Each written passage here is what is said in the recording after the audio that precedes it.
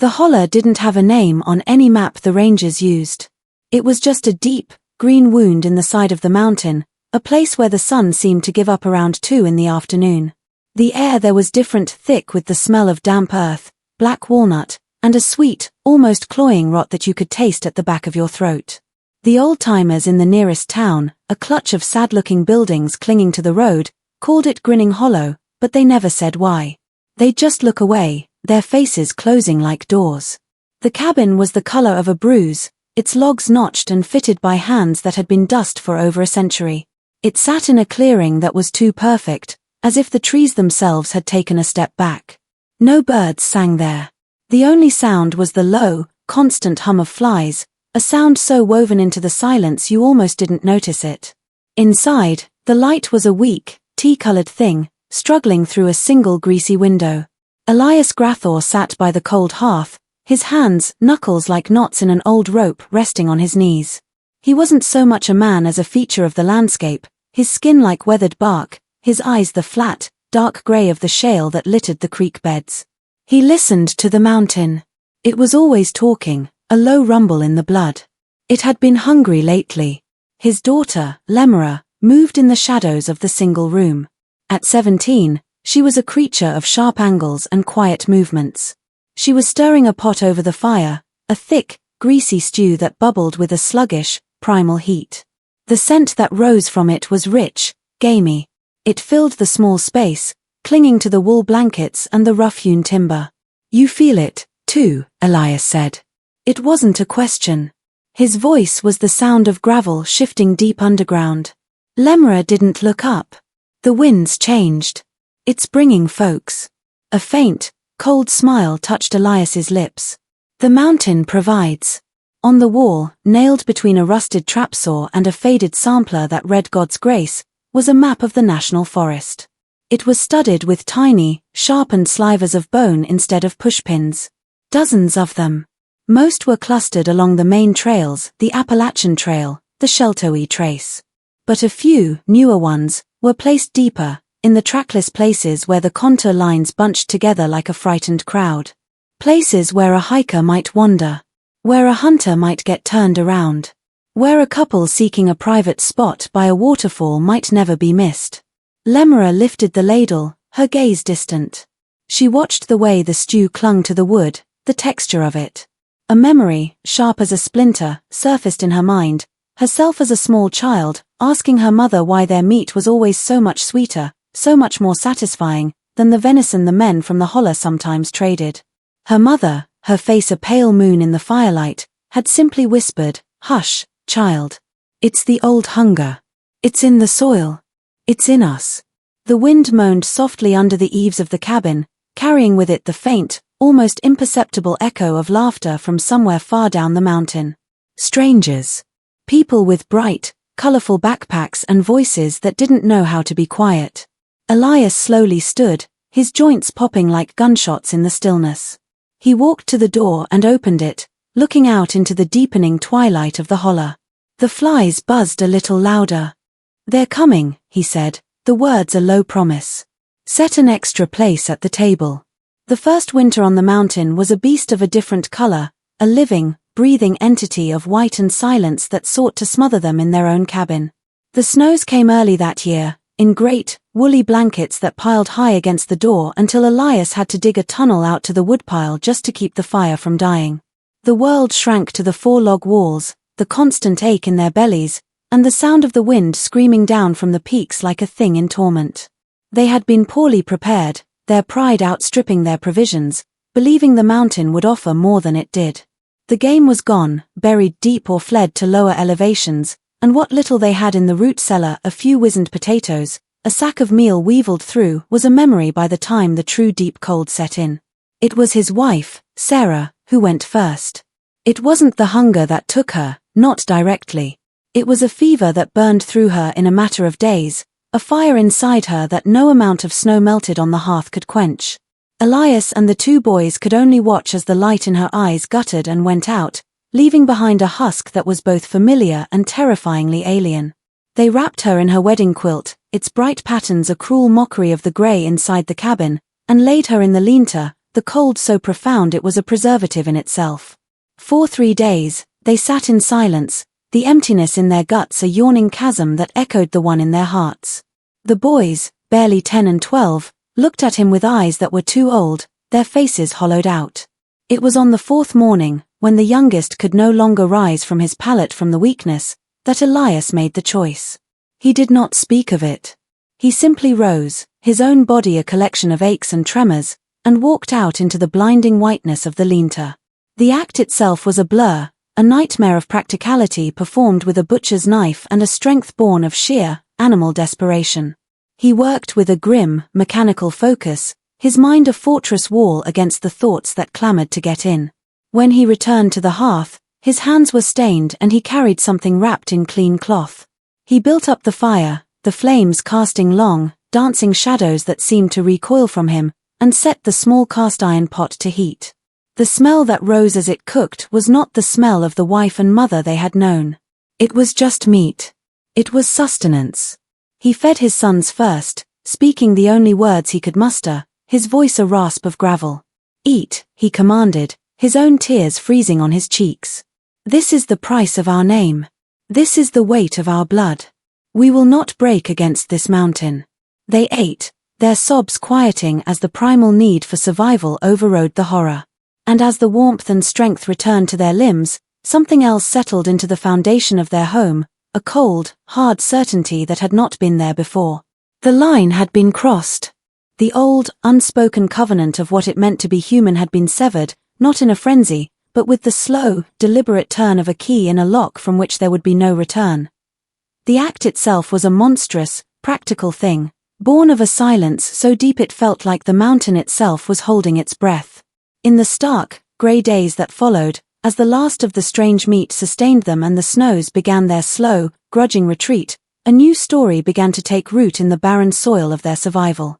It did not spring from Elias's grim, pragmatic mind, nor from the traumatized silence of his sons.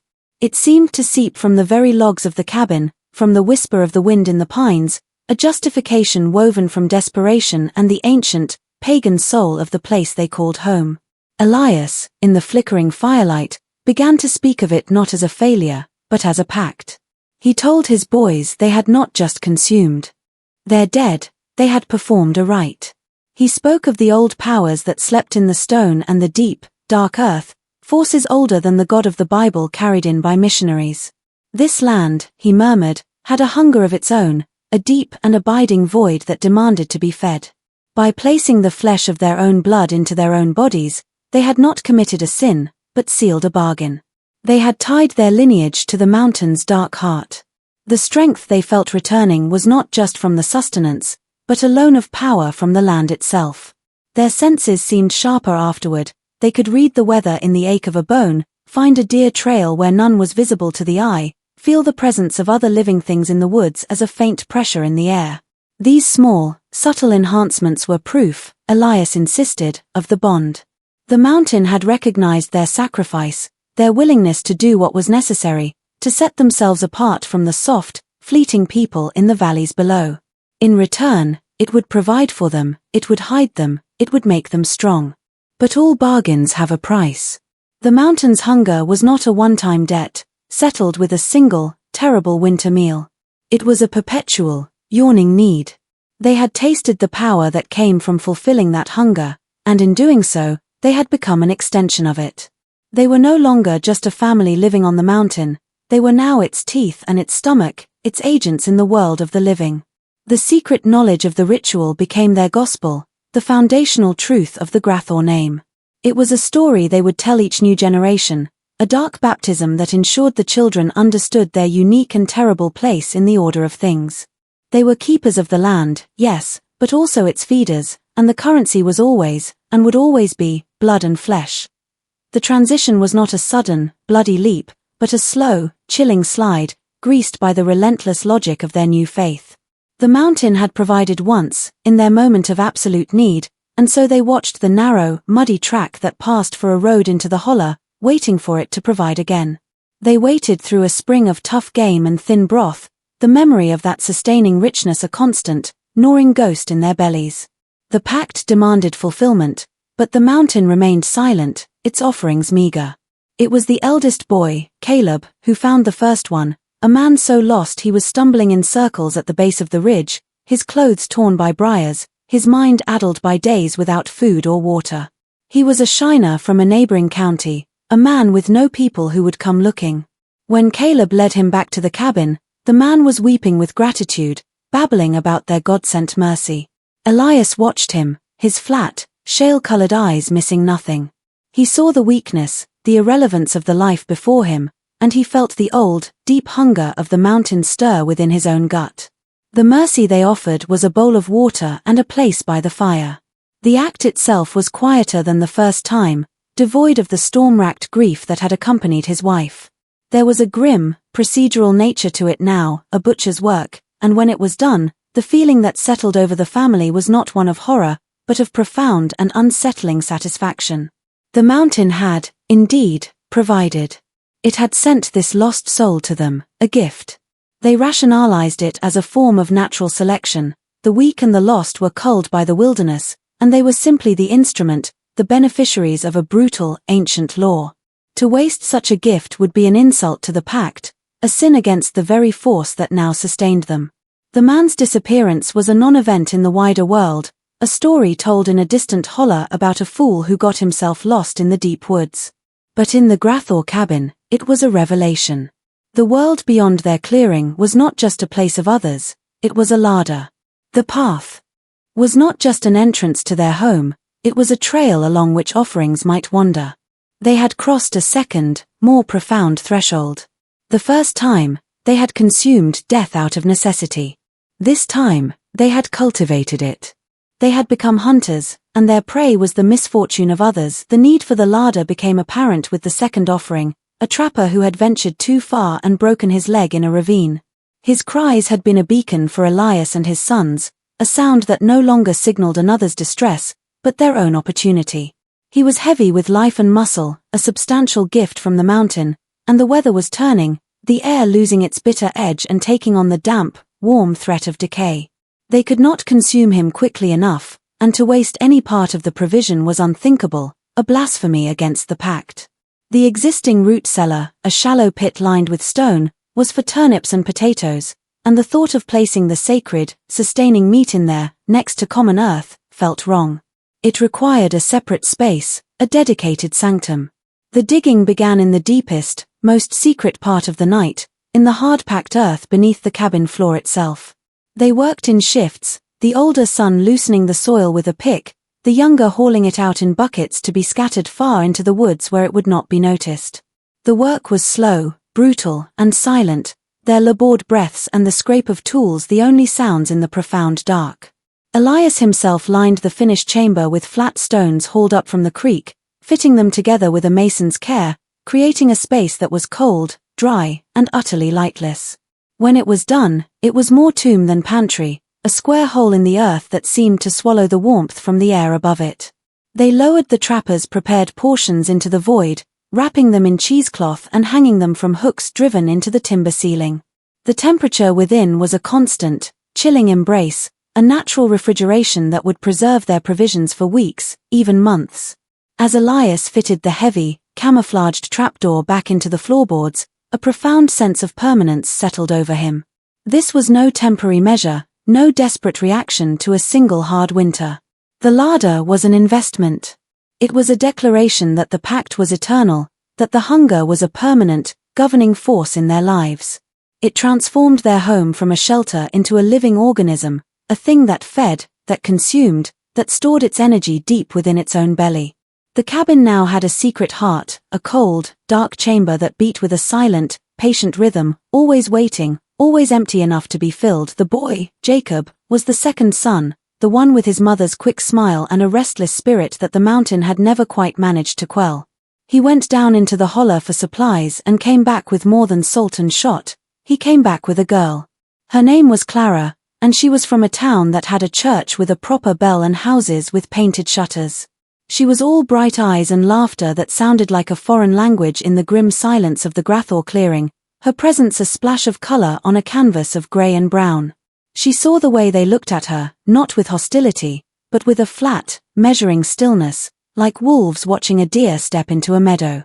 She saw the absolute, unquestioning way Jacob jumped at his father's softest word, and she felt the oppressive weight of the silence that clung to the cabin, a silence so deep it felt like a physical pressure. It was in the larder, of course, that she found the truth. A draft from beneath the cunningly hidden door, carrying a scent that was at once metallic and sweetly foul, a smell that had no place in any root cellar. Her town-bred mind, raised on stories of lost hikers and boar hunters who never returned, connected the horrors whispered in the general store to the strange, rich meat that was the centerpiece of every meal, a meat Jacob would only call high country venison. She confronted Jacob in a terrified whisper behind the woodpile, her voice trembling with a dread that was already curdling into certainty. She begged him to leave with her, to escape this awful place. His face, usually so soft for her, hardened into the same unyielding mask as his father's. He called her a foolish girl who didn't understand the old ways, the pact, the strength the mountain gave them. He told her she had to forget what she thought she knew, to become one of them. But Clara couldn't know. Her horror was a seed that, once planted, could only grow. She tried to slip away at dawn, her small bundle of belongings clutched in her hand, her heart hammering against her ribs like a trapped bird. She never made it to the tree line.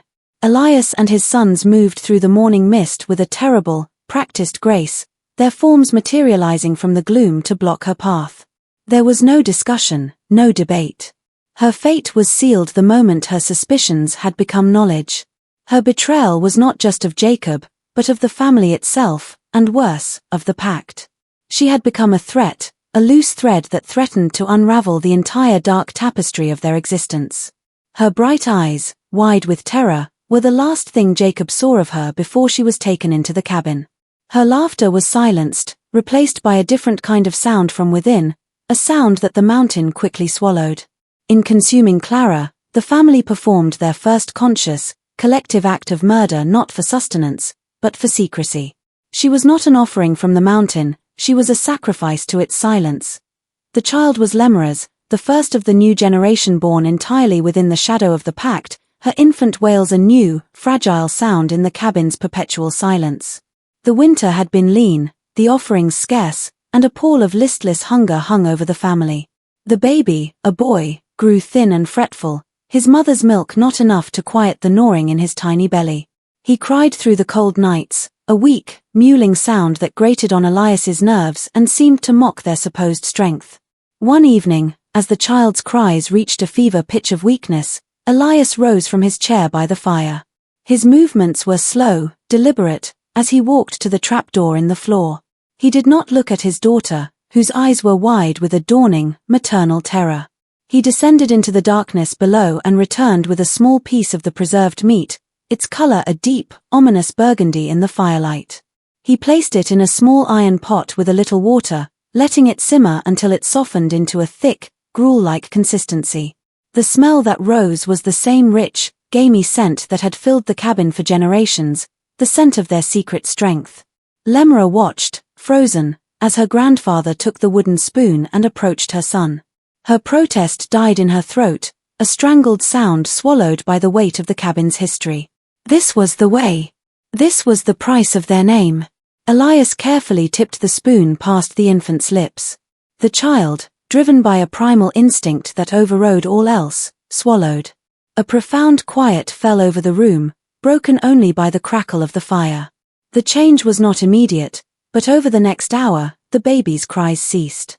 A healthy, rosy color returned to his cheeks, and he fell into a deep, peaceful sleep, the deep sleep of the truly satiated. In that moment, the line was irrevocably crossed. The ancient hunger was no longer just a story told, a ritual performed by the adults. It was now a part of the child's physical being, woven into the very fabric of his cells, a chemical truth in his blood. He had been given the strength of the mountain before he could even speak its name. This act, more than any other, cemented the family's damnation. It was one thing for a man to choose his own path to hell, but to build a cradle for the next generation at its very entrance was a corruption of an entirely different magnitude.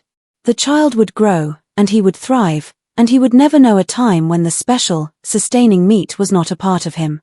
The hunger was now hereditary, a birthright more binding than any name, a taint that would be passed down through the Grathor line as surely as the color of their eyes or the shape of their bones. The man arrived in a black Model A machine that looked alien and offensive, kicking up dust on their mountain track. He wore a suit, rumpled from travel but still a mark of a world they had rejected, and he carried a leather satchel filled with papers and a grim, official purpose. He was a federal man, he said, from the Bureau of Investigation, following up on missing persons reports. A geologist from Lexington, last seen in this area. He was polite, but his eyes were everywhere, taking in the stark poverty of the cabin, the absence of any normal signs of life, the sheer, unnerving quiet of the place. He looked at their faces, and they looked back, their expressions as readable as the stone behind the cabin. Elias offered the man a seat by the fire, his movements slow and deliberate, the very picture of a simple, backward mountaineer. He spoke in slow, measured tones about the dangers of the mountain, about sinkholes and copperheads and cliffs hidden by laurel hells. He said he'd seen no one. The federal man nodded, but his gaze kept drifting, snagging on small, incongruous details. A scrap of brightly colored nylon fabric, the color of a modern hiking pack, caught on a nail near the woodpile, a single, expensive-looking bootlace used to tie a bundle of herbs. He made a note in a small book, his pen scratching in the silence. He thanked them for their time and turned to leave, a decision already hardening in his mind that he would return with more men, with dogs. He never reached his car. The attack was not a frenzy, but a swift, brutal, and shockingly efficient piece of butchery. Caleb and Jacob moved from the shadows of the porch as one, taking his legs out from under him. A rag stuffed with rotten leaves was forced into his mouth to stifle his cry. Elias stood over him, looking down at the man from the world of laws and paperwork, and for a moment, there was a flicker of something beyond cold practicality, a challenge. This was not some lost soul offered up by the wilderness. This was a direct confrontation. They were not just hiding their secret from neighbors and travelers, they were now defying the full weight of the government itself. The killing was a declaration of war against that world. They disposed of the black car, rolling it into a ravine so deep and thick with undergrowth it would be decades before it was found. His suit, his satchel, his papers, all were burned or buried in separate, distant locations. But the man himself, the federal man with his sharp eyes and his probing questions, was treated with a strange, perverse respect. He was not merely provision, he was a trophy, a symbol of their power. His flesh was consumed with a grim solemnity, a ritual ingestion of the very authority that had sought to expose them. In eating him, they believed they were absorbing his strength, his knowledge of the outside world, and in doing so, rendering that world powerless against them. His disappearance became a cold case, a mystery that would eventually be forgotten in a filing cabinet. But for the Grathors, it was a watershed. They had stared down the specter of the modern world and had not blinked. They knew, with a cold, absolute certainty, that they were beyond its reach. The mountain would protect its own. The descent took root in the youngest, Micah, a boy who had been given the hunger with his mother's milk but whose eyes had always held a distant, troubled light. It was the federal man that finally broke him. The others had treated the killing with a grim, triumphant necessity, but Micah had seen the man's eyes in that final moment, not just the terror, but the profound, human disbelief. That look haunted him, poisoning the special meat that followed, turning every meal into a ritual of self-loathing. He began to dream of the world below the mountain, of painted shutters and church bells, of faces that didn't look at you as if measuring the meat on your bones. He started hoarding things, a tarnished silver locket from an offering years ago, a page from a magazine showing a sun-drenched field of wheat, a book of poetry whose words spoke of a beauty that had nothing to do with strength and everything to do with fleeting, fragile life. Elias saw the change, the softness creeping in, and he tried to scour it away with harsh words and harder work. But the rot, as he called it, had gone too deep. One night, with a cold rain lashing the cabin, Micah finally made his choice. He waited until the deep, post-meal sleep had settled over the others, then he slipped from his pallet with a small bundle of his hoarded treasures. He moved with a thief's caution, but the cabin was a living entity, and its floorboards knew every footstep. He was almost to the tree line, the dark woods offering a promise of freedom, when a figure emerged from the rain to block his path. It was Caleb, his eldest brother, his face a mask of betrayed fury. There was no discussion, no attempt to reason. Caleb's first blow was meant to subdue, to drag the traitor back to the cabin for judgment, but Micah fought back with the desperate strength of a cornered animal. The struggle was a silent, brutal thing in the mud and the downpour, a tangle of grunts and tearing flesh, a perverse echo of the childhood wrestling matches they had once shared. It ended with Micah on the ground, his own skinning knife buried in his chest, his wide, rain-blurred eyes fixed on a brother who was now his killer. Caleb stood over him, his breath pluming in the cold air, the truth of what he had done washing over him. This was the ultimate enforcement of the pact. It was not just about consuming the outside world, it was about consuming their own when they threatened to break away. The family was a closed circle, and any attempt to escape was a betrayal that could only be met with annihilation. They carried Micah's body back to the cabin, not as a fallen son and brother, but as the most bitter offering the mountain had ever demanded. In the morning, there was no grave, no marker. There was only the grim, silent consumption of the traitor, an act that bound them all tighter in a web of shared, unforgivable sin. The defiance had been purged, but at a cost that left the cabin feeling colder and emptier than ever before, a place where even blood kinship was just another form of meat. The new intruders were not like the lost or the lonely.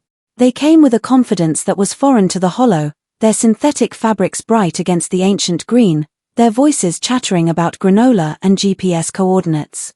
They were a trio of hikers, 2 men and a woman, equipped with gear that looked like it belonged in a catalogue, their laughter echoing with an ignorance of the silence they were violating. From the shadows of the ridge, Elias and his grandsons watched them. They moved with an assurance that came from technology, constantly checking a small, glowing device that told them exactly where they were, yet told them nothing of where they truly were. They pitched a tent of brilliant blue, a flag of arrogance in the Grathor's sovereign domain, and cooked a meal on a small gas stove, the sterile smell of it carried on the wind. The family observed their routines, their patterns, with the patience of predators who had learned the scent of a new kind of prey. The old methods wouldn't suffice. A simple disappearance so deep in the woods, with people who had filed detailed plans and carried devices that could scream their location to the sky, was a risk the pact could not allow. They had to adapt. They waited for full dark, for the time when the hikers were deepest in their synthetic sleep, ensconced in the false security of their nylon walls. The attack was one of precision, not brute force. Caleb, the most agile, moved first, using a long, sharpened stick to silently slash the sides of the tent, rending the fabric in a single, swift motion. Before the startled hikers could even process the invasion, the family was upon them. There was no struggle, only a swift, brutal silencing. The real work began afterward. Every piece of their technology had to be neutralized.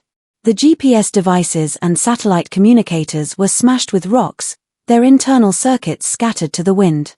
The bright blue tent, their sleeping bags, their colorful backpacks, all of it was burned in a deep pit, the chemical stink of melting plastic a foul offering to the mountain.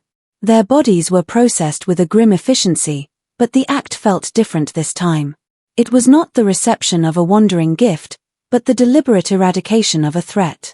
These people were not just sustenance, they were a challenge from a world that was slowly, inevitably, mapping every shadow. In consuming them, the family was not just feeding the old hunger, they were consuming a piece of that advancing world, digesting its arrogance and spitting out the indigestible parts of its technology. It was a statement that their way, the oldest way, still held dominion in the deep places, that the glow of a screen was no match for the ancient darkness that lived in the stone and in their blood.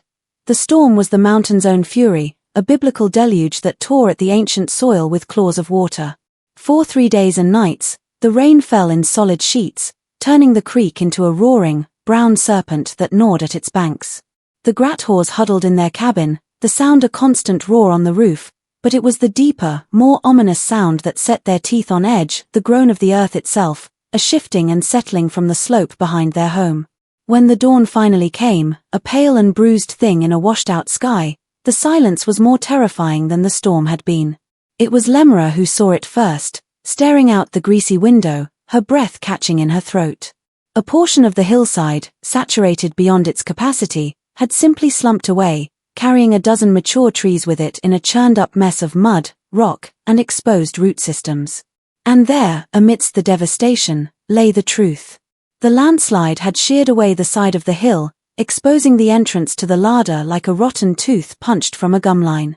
The camouflaged door hung askew, splintered, and from the dark, yawning mouth of the chamber, the contents were laid bare to the open air.